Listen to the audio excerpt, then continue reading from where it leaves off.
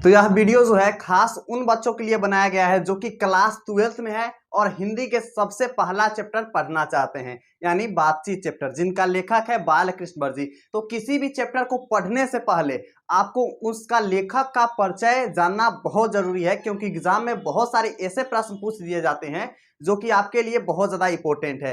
जैसे आपसे पूछ सकता है लेखक का जन्म कब हुआ था, यह लेखक जो है किस युग के निबंधकार है, यह लेखक का मुख्य उपन्यास कौन है या फिर प्रमुख उपन्यास कौन है, या फिर बहुत सारे प्रश्न लेखक से रिलेटेड पूछे जाते हैं एग्जाम में। इसलिए आपको जो है ना जानना बहुत ज्यादा जरूरी है। तो अगर आप इस वीडियो में 10 से 15 मिनट दे देते हैं तो आपको जो है ना टोटल लेखक का परिचय जो है ना बालकृष्ण भरजी का याद हो जाएगा। और लेखक परिचय जानना सभी स्टूडेंट के लिए मोस्ट ज्यादा जरूरी है। ठीक है, तो सबसे पहला चैप्टर हम लोग का है बातचीत। ठीक है, सबसे पहला चैप्टर है बातचीत, क्लास 12 के हिंदी के बिहार बोर्ड के है सबसे पहला चैप्टर बातचीत, जिसको लिखे हुए हैं कौन, तो बालकृष्ण भरजी लिखे हुए हैं। ठीक है, तो आपको याद रखना है बातचीत चैप्टर का लेखक कौन है, बालकृष्ण भरजी लेखक है। ठीक है, उसके बाद देखेंगे इनका जन्म कब हुआ था, तो इनका जन्म हुआ था 23 जून 1844 ईस्वी को। तो अगर आपसे एग्जाम में पूछ दिया जाए कि बालकृष्ण भरजी का जन्म जो है ना कब हुआ था, तो आपको याद रखना है 23 जून 1844 ईस्वी को बालकृष्ण भरजी का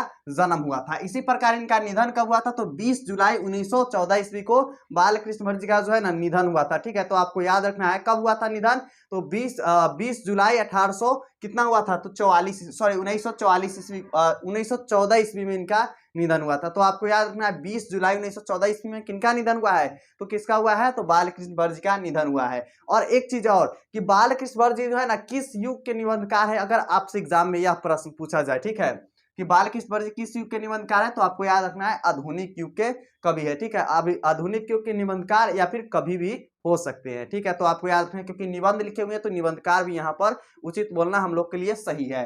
अगर हम इनकी जन्म स्थान की बात कर ले या फिर निवास स्थान की बात कर ले, तो इनका निवास स्थान कहाँ है, तो इलाहाबाद उत्तर प्रदेश में जो है ना बालकृष्ण भरजी का निवास स्थान है।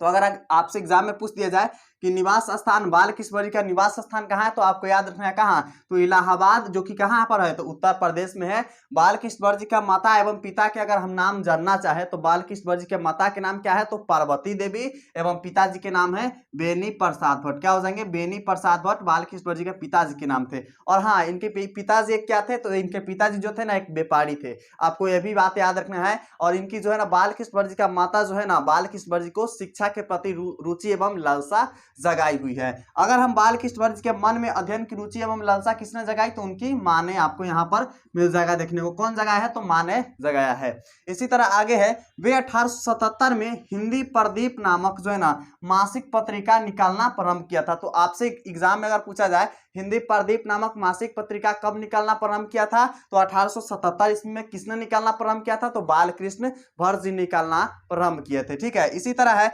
श्रीनिवास दास की रचना के नाम है क्या है, सोगिता स्वयंवर। देखिए यहाँ पर दो लेखन किए हुए हैं, एगो सोगिता स्वयंवर, एगो ज्योति स्वयंवर है। ठीक है, तो आपको याद रखना है कि सोगिता स्वयंवर कौन लिखे हुए हैं, तो श्रीनिवास दास द्वारा लिखा गया है सोगिता स्वयंवर। इसी तरह उपन्यास, यानी उपन्यास जो है ना प्रमुख उपन्यास है बालकृष्ण भरजी का नूतन ब्रह्मचारी, 100 अजान एक सुजान, उसके बाद है क्या, गुप्त बैरी है, रसताल यात्रा है, सद्भाव का अभाव है, इत्यादि सारी इनके जो है ना प्रमुख रचनाएं या फिर उपन्यास हम बोल सकते हैं। ठीक है, उसके बाद है निबंध, यानी बालकृष्ण भरजी ने टोटल 1000 निबंध लिखे हुए हैं। कितना निबंध लिखे हुए हैं, टोटल 1000 निबंध लिखे हुए हैं बालकृष्ण भरजी, जिसमें से इंपोर्टेंट कितना है, तो 100 निबंध जो है ना बहुत ज्यादा इंपोर्टेंट है। देखिए जो मेहनत करेगा ना शुरू से, उसका मार्क्स एकदम बूस्ट करेगा लास्ट में, क्योंकि देखिए अगर आप लगातार मेहनत कर रहे हैं तो आपका मेहनत तो दिखता नहीं है, लेकिन जब रिजल्ट आएगा तब दिखेगा आप लोग का मेहनत कि कौन कितना मेहनत किया हुआ है। बहुत ऐसे बच्चे होते हैं जो अभी शुरू में मस्ती करेंगे और लास्ट में पढ़ना चाहेंगे कि पढ़ के हम ज्यादा मार्क्स अचीव कैसे कर सकते हैं,